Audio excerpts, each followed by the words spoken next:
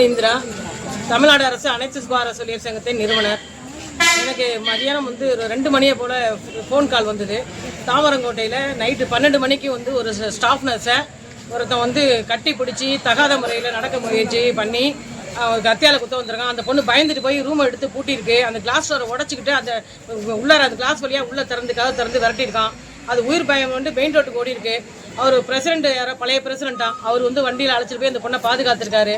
இங்கே லட்சுமின்னு ஒரு அம்மா இன்னொரு அம்மா அவங்க 2 பேரையும் கழுத்தை பிடிச்சி நெரிச்சிருக்காங்களா, அதுங்களும் பயந்து ஓடி ஒளிஞ்சிருக்காங்க.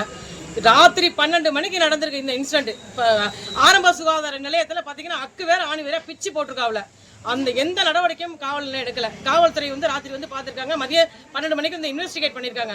ஆனால் எஃப்ஐஆரே போடலன்னு தெரிஞ்ச பிறகு தான் நாங்கள் இங்கே இருக்கிற செவிலியர்கள்லாம் ஒன்றா வந்து கூட வச்சு இப்போ இந்த போராட்டத்துக்கு நாங்கள் வந்து ரெடியானோம்.